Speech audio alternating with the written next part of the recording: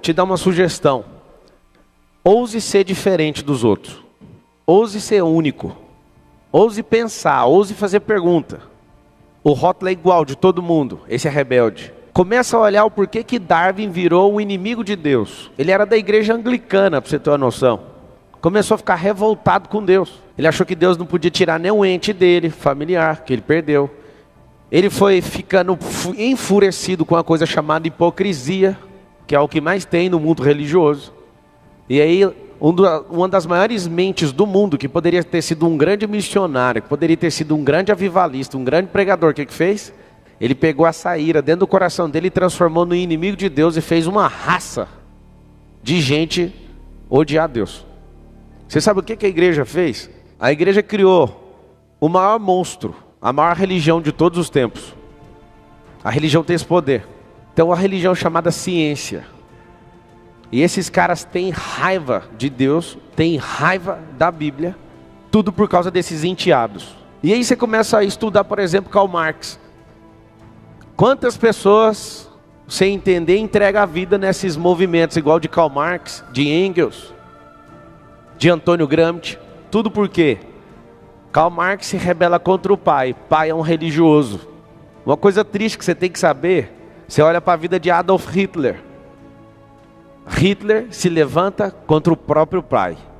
Mesma coisa, religioso. Os religiosos, eles não conhecem o amor de Deus, eles não conhecem a liberdade, é por isso que eles querem controlar as pessoas. Só que não sai de graça controlar as pessoas. Elas querem controlar as pessoas de tal forma que esses controles, isso vai gerando uma mola dentro da pessoa, e essa pessoa vai se sentindo pressionada, pressionada, pressionada, chega uma hora que ela estoura. Só que ela, de forma antagônica, ela não estoura para o bem, ela estoura contra aquilo que estão ensinando. Porque a mensagem que está por trás é correta. Só que a mãozinha de ferro, de barro na verdade, que pressiona a mola de ferro, não suporta a mola. Aí estoura tudo. Se você pegar quantas pessoas foram aniquiladas, canceladas, assassinadas, tudo em nome da religião. Eu, Pablo Marçal, cansei. Hoje é o dia do meu basta. Eu não vou ficar mais lendo mais nenhuma história sobre avivamento. Eu descobri que eu sou avivalista. Eu descobri que cada crente é um ministro, cada crente é um influenciador, cada crente é um avivalista, pessoalmente falando. E se a terra acabar agora e sobrar só um cristão, ele é o suficiente para arregaçar com a terra em um ano. Por que as pessoas vão revirar seu passado? Porque é terrível ver você governar no presente. E a parada é muito simples. Quando você entender o que você foi chamado, quando você ouvir a voz de alguém que clama, que apregoa, que vive a liberdade, o seu coração vai disparar. Uma coisa eu te dou de garantia: se eu fosse pobre, não tivesse poder e nem fama, ninguém ia falar mal de mim. Era assim no passado. Mas o problema é o seguinte: ninguém falava de Jesus antes dos 30 anos. Ninguém. Absolutamente. Quando deu 30 anos, que é a idade do ministério judaico, Jesus começou a tocar o terror na terra. Ninguém suportava. É terrível. O que eu quero que você entenda é que existem irmãos, e eu sei que todo dia alguém manda um vídeo: pastor muito considerado está falando de você. Você sabe por que ele está falando de mim? O nível de revelação dele é baixo. Quem tem nível de revelação baixo sempre vai falar de alguém que está acima dele. Sempre. Eu também já fui assim. Na terra a maioria das pessoas são as não salvas. Fica tranquilo, você está indo para o inferno, por enquanto. Seu passaporte foi carimbado por Adão. Lá em Romanos está escrito: todos pecaram e destituídos estão da glória de Deus. Está lá carimbado, mas se um sangue bater no passaporte, que é o visto, você vai para a eternidade, está salvo. Grupo 2, os salvos. E aí o que tem esses salvos? Todas essas pessoas foram queimadas vivas, foram colocadas de cabeça para baixo em cruz, decapitadas. Estão todas aqui, os nomes delas. Tudo por causa dessa palavra aqui, ó: heresia. Qual que é a discussão hoje da igreja? A discussão tola: você é arminiano ou você é calvinista? Não estou nem aí para nenhum dos dois. E não achei eles na palavra. Isso é dicotomia. Dicotomia é para dividir sempre dois grupos e os dois ficarem brigando entre si. Quando eu estudei teologia, eu me perguntava, você é isso ou aquilo? Eu falava, o fundamento é Cristo, eu não quero saber dessa linha teológica. Teo é Deus, logia é estudo, estudo sobre Deus. Eu não quero saber o que um acha, se eu sou dessa turma ou da outra. Só que essa palavra aqui, ela pesa por séculos, heresia. Se você quiser anotar, heresia significa novidade. Você sabe o que é o mais interessante? Tenho muito respeito pela Igreja Católica e nada vai mudar. Nem essas barbáries que foram feitas vai mudar o respeito que eu tenho. Porque por mais que você erre, por mais que você peque, o Senhor ainda está com você. Você tem que saber disso. Você tem que entender que seus costumes, eles não têm que ser teto sobre a cabeça das pessoas. Esses costumes têm que ser piso. O mais interessante é que a maioria dessas pessoas aqui, ó, elas estavam fazendo bem, mas foi diferente daquilo que a igreja pensava naquela época. A igreja muda o tempo inteiro, a igreja não é fixa.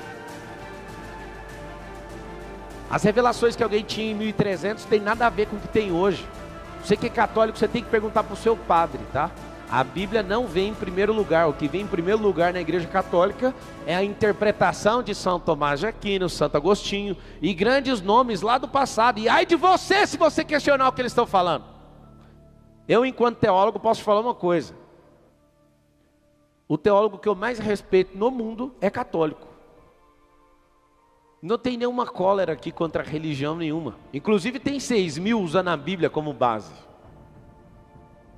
Mas aí está o grande lance. Por que todo mundo morre de medo de pensar? Tem um processo que um médico português, ele ganhou até o prêmio Nobel em 1949. Ele criou um negócio chamado lobotomia.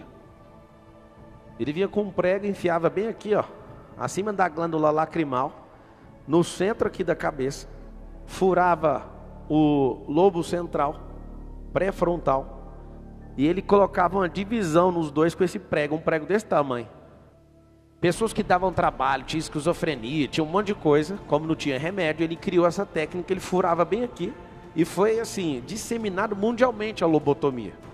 A pessoa às vezes estava agressiva, descontrolada, ele fazia só esse furo. A pessoa ficava calma. A própria irmã de um presidente americano, salvo engano, John Kennedy, passou por isso. Eles furavam a pessoa e a pessoa ficava tranquila. E aí depois que começaram a vir os remédios e crescer a psiquiatria, o que aconteceu? A lobotomia foi deixada de lado porque ela tinha um problema severo. As pessoas não viviam muito depois daquilo, elas ficavam inativas. Para não matar elas, elas faziam esse furo. Depois você estuda, anota isso para você estudar. Depois desse furo, a pessoa já não tinha mais nenhum risco, não tinha perigo, ela não quer mais suicidar, ela não quer matar ninguém, ela não quer fazer doideira. Pararam de fazer a lobotomia química, mas ela continua. Tem a lobotomia mental, que é alguém que pega a sua dependência, a sua vitimização e faz você ficar dependendo dela. Então não perfura o seu cérebro, mas perfura a sua mente. E tem a espiritual, que faz você idolatrar certas pessoas, ou movimentos, ou religião. Eles pararam de usar a lobotomia física e usam agora a emocional e a espiritual, porque tudo que funciona no físico funciona na alma e funciona no espírito. E o que está acontecendo? O que está acontecendo? O que está acontecendo é uma coisa bem simples. Você que se diz cristão, você tem que parar de ser covarde. O que está acontecendo é que todo mundo fica preocupado com a própria reputação. Todos aqueles que responderam o chamado da parte de Deus tiveram que tomar uma decisão: jogar no lixo a própria reputação. Qual que é um dos maiores bloqueios que eu assisto todos os dias? Necessidade de aprovação. Meu negócio é ser amado. Eu, Pablo Marçal, queria ser querido. Eu confesso para vocês, eu queria ser um bom garoto desde sempre. Eu não consegui ser perfeito, né? O Lúcifer conseguiu, foi lá e perdeu. O único que foi perfeito ganhou, é Cristo. Não adianta, você não vai ser perfeito. As pessoas querem colocar você num jogo da reputação para você não tomar a decisão daquilo que o Senhor colocou no seu coração. Existe o jogo da reputação e existe o jogo do fruto. Fantástico, foi lá na minha casa. Ó, a gente quer saber da montanha. Aí eu falei, você quer saber da montanha mesmo ou você vai ficar revirando até meu boletim escolar? Que eu já estou sabendo que vocês estão investigando. Começaram a investigar minhas 26 empresas, os carros, aonde eu compro, tudo que eu faço. Eu falei, só uma pergunta. Eu tenho gravado isso. Você vai colocar o fruto que eu estou produzindo? Você vai colocar as milhões de pessoas que estão me ouvindo? Aí ele ficou calado, fechou a cara. Não vai colocar. Você sabe por quê? Porque esse tipo de situação é uma máquina para destruir reputação. Só tem um problema que eu tenho que te dar um recado. Eu não tenho reputação mais há muito tempo. Desde quando eu assumi ser cristão, e cristão não é religião nenhuma, cristianismo é lifestyle, eu não defendo minha reputação mais, é ele que fala por mim. Você fala com ele. Uma pena não ter mostrado na reportagem, quando eles ficaram insistindo 5 minutos assim, o que você é? Aí eu falava, imagem e semelhança do Criador. Não, quero saber aqui na terra. Eu falei, mas é aqui na terra mesmo que é imagem e semelhança do Criador. Aí eles, não, mas a gente queria colocar alguma coisa. Então põe alguma coisa, livre. Aí você tinha que ver a agonia do repórter. Ele olhava para mim e falava, eu falei, não tem quina para pegar, né? Fica sem quina, né? A hipocrisia é uma das coisas mais lindas do mundo. O repórter tinha acabado de vir do Pico dos Marins. Para entrar na minha casa tem que colocar um negócio no sapato. O sapato dele estava cheio de barro. Aí ele tirou o sapato e estava de meia. Eu olhei para mim e falei, meia de montanhista? Ele, eu sou montanhista. Eu falei, é mesmo? Acabou a reportagem, eu vejo a bota dele toda suja. Eu falei, onde você estava? Ele falou, lá no Pico dos Marins. Você subiu? Subi. Eu falei, engraçado que você pode subir e eu não posso. Você pode subir para mostrar, eu não posso subir lá para acampar. Então você subiu lá, tá tudo certo. Não, mas eu fui até tal ponto. Eu falei, mas a hipocrisia não tem tal ponto. É pode ou não pode. Mas para mostrar o que todo mundo quer ver, matar a curiosidade de um monte de hipócrita, pode. Uma coisa você vai descobrir hoje. A partir de hoje, nesse país, vai ser travada uma guerra. Os religiosos perderam a patente. Os religiosos perderam a exclusividade de falar do Evangelho. Acabou. Eu estou mandando um recado para todos vocês aí de mais de 35 mil denominações desse país. Não estou contra vocês, mas você tem que ouvir de novo com alto e bom som. A certificação de 2000 anos que vocês tinham para batizar os outros, tanto nas águas como no fogo e no Espírito, essa aura que vocês carregavam, ela acabou. Não dá mais tempo de esperar vocês resolverem, porque vocês foram incompetentes. Não dá mais tempo. Aquilo que vocês falavam, tem que acontecer não é no templo. Tem 2000 anos que não tem templo. Inclusive Jesus foi condenado porque ele atentou contra o templo. Daquele dia em diante não existe mais templo. O que existe é prédio. Se você acordar, a sua casa é muito mais sagrada que prédio de qualquer igreja. Então é o seguinte, talvez vocês não vão acreditar, problema de vocês. Os movimentos que estão se levantando hoje vai engolir tudo o que vocês fizerem em 2000 anos.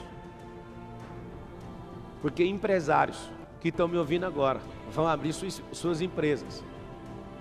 E nenhum tipo de religiosidade tem no coração deles. Se você ao menos parar e estudar as parábolas, as 43 parábolas, você olhar elas, você vai perceber, numa delas, os trabalhadores da última hora. Os trabalhadores da última hora, eles receberam, trabalhando na última hora, o mesmo tanto que os outros trabalharam 11 horas. Por que foi desse jeito? O Senhor recrutou as pessoas na parábola, eles foram trabalhando, depois ele recrutou mais, na última hora ele recrutou mais. Por que recrutar mais fechando o dia? Porque não resolveram o trabalho. A gente recruta mais gente, é por isso. Então está aqui um recado com todo carinho. Vocês religiosos gastam o dinheiro do povo com estrutura, só a infraestrutura, todo o dinheiro de arrecadação de grandes religiões, 60% é gasto só para alimentar o prédio que eles chamam de templo. O mais interessante de tudo é que a vida inteira, todo mundo ativa uma crença e morre por essa crença. Só que você não sabe a verdade do que é uma religião. A religião é uma comunidade. Cada família é maior que uma religião. Não existe essa nação chamada Brasil se não tiver famílias. É o tempo inteiro as pessoas fazendo você ser menor que qualquer coisa, sendo que você é maior, a maior de todas as criações.